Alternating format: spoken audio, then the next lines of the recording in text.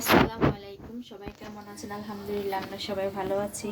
প্রতিদিনের মতো আজকে একটি নতুন ভিডিও শুরু করেছি। এখানে দুপুরে রান্না করার জন্য যে লাউ কেটে নিয়েছি, গতকালকে যে ভিডিওতে দেখিয়েছিলাম দোকানদার আঙ্কেল একটা লাউ দিয়েছে, লাউটা কেটে নিয়েছে। আর এখানে শোল মাছটা আমি পরিষ্কার করে নিয়েছি ধুয়ে। এখন শোল মাছ দিয়ে লাউ দিয়ে রান্না করবো। এখানে পেঁয়াজটা ভেজে অল্প একটু আদা রসুন বাটা দিয়ে দিলাম।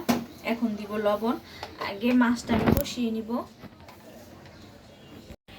এখন অল্প করে লবণ দিয়ে দিব, শুধু মাছটা এখন কষায় নিব। ওই পরিমাপে আমি লবণ দিয়ে দিলাম। এখন হলুদের গুঁড়া দিব। এখানে হাফ টেবিল চামচ হলুদের গুঁড়া দিলাম। আর লাউর তরকারিতে বেশি মশলা দিতে হয় না, অল্প মশলা দিলে আমার কাছে বেশি ভালো লাগে। আমি এইভাবে রান্না করি। আর এখানে অল্প করে আমি শুকনা মরিচের গুঁড়া দিয়ে দিলাম। এখন দিব ধনিয়া গুঁড়া। এখানে ধনিয়া গুঁড়া দিয়ে দিলাম হাফ টেবিল চামচ।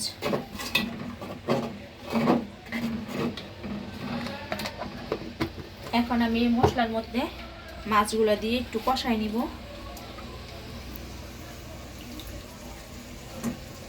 শোল মাছ দিয়ে চিংড়ি মাছ দিয়ে কিন্তু লাউ অনেক বেশি মজা লাগে। আমার বাসায় শোল মাছ আছে, তাই আমি আজকে শোল মাছ দিয়ে লাউটা রান্না করব। এখানে আমি সময় নিয়ে মাছটা ভালো করে কষিয়ে নিব। এখানে আমার শোল মাছটা কষানো হয়ে গেছে, আমি উঠাই রাখছি। আর এখানে আমি লাউটা দিয়ে দিব, কেটে রাখছি যে লাউ টুকরাগুলো দিয়ে দিব, দিয়ে একটু ভালো করে কষাই নিব। পাশের চুলার মধ্যে আমি পাতাকপি ভাজি করব। পাতাকপি ভাজিটা একটু ভাপ দিয়ে নিচ্ছি। পাতাকপিটা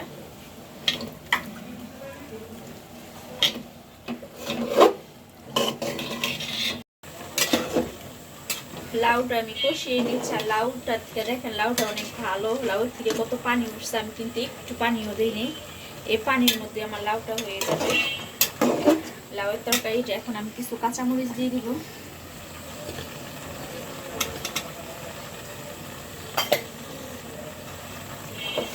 আর একটু কষায় তারপর উপরে মাছগুলো দিয়ে দিব।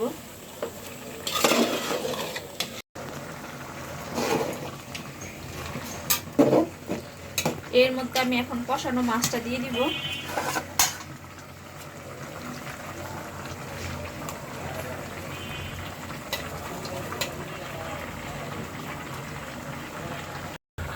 আমি উপরে মাছ দিয়ে দিয়েছি। আর এখন আমি 1 চামচ চিনি দিব। আমি লাউ আর মিষ্টি কুমড়ার তরকারি রান্না করতে গেলে 1 চামচ চিনি দিয়ে দিই। আমার মতে কে কে কাজটা করেন অবশ্যই কমেন্টে জানাবেন। আমি সবসময় লাউ রান্না করার সময় 1 চামচ চিনি দিয়ে দিলে টেস্ট আরও বেড়ে যায়, খুব মজা লাগে। এখানে আমি উপরে ধনেপাতা দিয়ে দিলাম।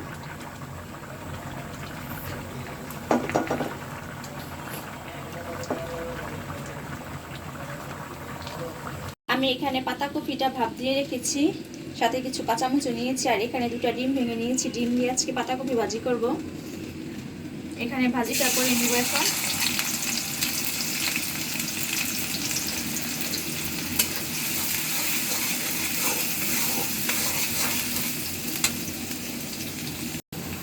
এখানে আমি পেঁয়াজটা ভেজে নিয়েছি। এখন ডিমটা দিয়ে দিব।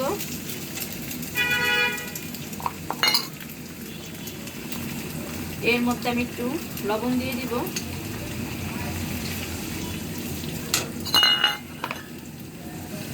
আমি একটু হলুদের গুঁড়া দিব। শুধু সাদা ভেজে আমার কাছে ভালো লাগে না, একটু হলুদের গুঁড়া দিলে কালারটা সুন্দর হয়।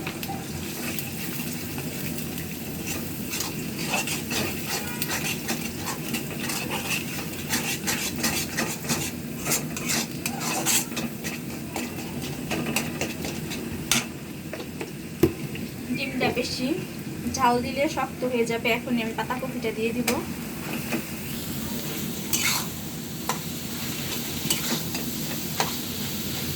এই সিজনে আমাদের পাতাকপি খাওয়া হয় নাই, এই প্রথম আমি পাতাকপি ভাজিটা করতেছি, মানে এই সিজনে খাওয়া হয়নি।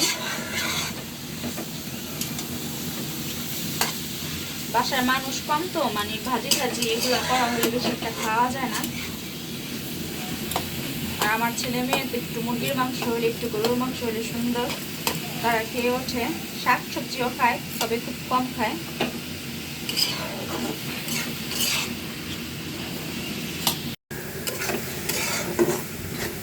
আমার ভাজিটা হয়ে গেছে, এখন আমি এখানে কিছু ধনেপাতা দিয়ে দিব।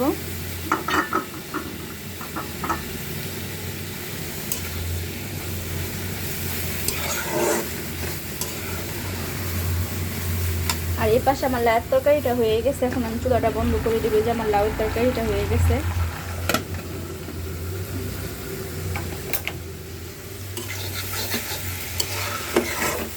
আজকে আমাদের লাউ দিয়ে শোল মাছ আর পাতাকপি ভাজি আর ভাত রান্না করবো, এটাই আজকে আমাদের মেনু। এখন ভাজিটা হয়ে গেলে ভাতটা বসাই দিব। দুপুরের খাওয়া দাওয়া শেষ করেছি, যে ভাতও হয়ে গেছে, ভাত ভাজি লাউয়ের তরকারিও আছে। রাতে আর কিছু রান্না করতে হবে না, এটাই আমাদের রাতে হয়ে যাবে।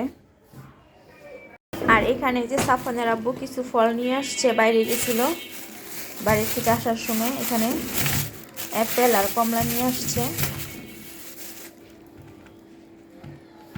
অ্যাপেলগুলো অনেকক্ষণ পলিথিনে থাকাতে যে ঘেমে গেছে অ্যাপেলগুলা।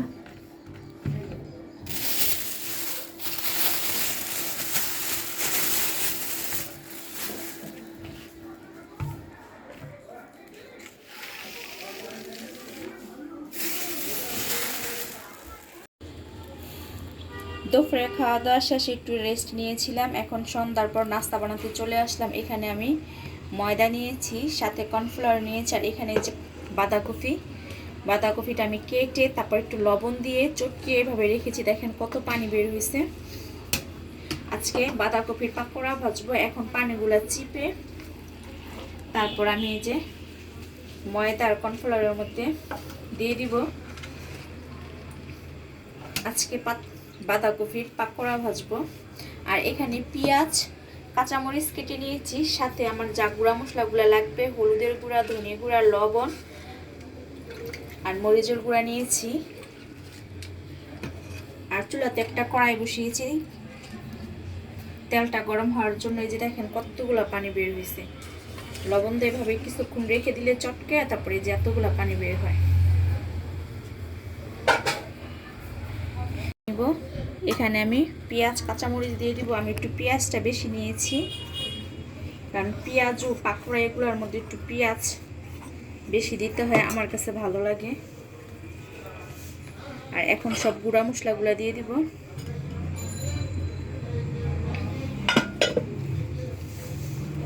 এখন এটা হাতের সাহায্যে ভালো করে মাখিয়ে নিব। আমি কিন্তু এখানে একটু পানি দিব না, পানি না দিয়ে এটা মাখিয়ে নিব।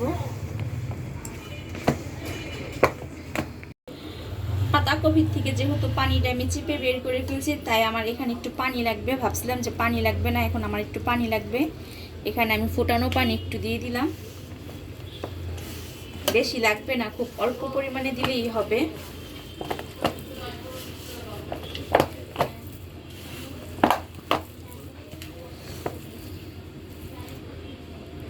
আর কাঁচামরিচ দিয়ে বেশি করে কেটে ঝাল ঝাল পাকোড়া খাবো।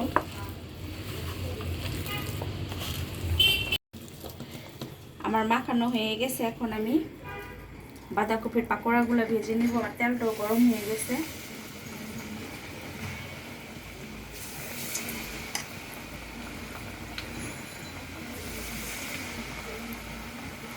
কার কার বাঁধাকপির পাকোড়া ভালো লাগে কমেন্টে জানাবেন।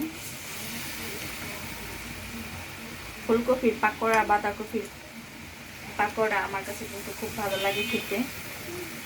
আমার ছেলে মেয়ে সবজি তেমন একটা পছন্দ করে না, আমি এভাবে ভেজে দিলে ওরা খুব মজা করে খায়। আমি এভাবে সবগুলা বাঁধাকপির পাকোড়াগুলা ভেজে নিব।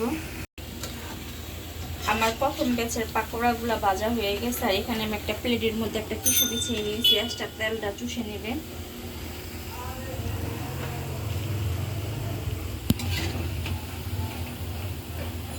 আর পাকোড়াগুলা কিন্তু খুব মচমচা হয়েছে কর্নফ্লাওয়ার দেওয়াতে।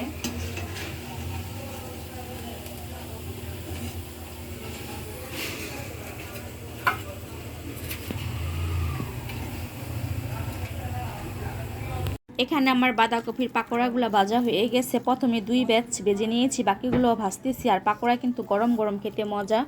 আর এখানে যে সস নিয়েছি, সস দিয়ে এখন সন্ধ্যার নাস্তায় পাকোড়া খাচ্ছি।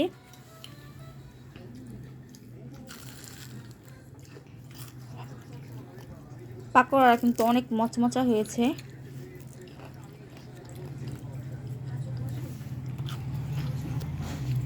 ঠিক আছে, তাহলে আমরা নাস্তা করি আর আপনাদের কাছ থেকে বিদায় নিই। সবাই ভালো থাকবেন। আল্লাহ হাফেজ।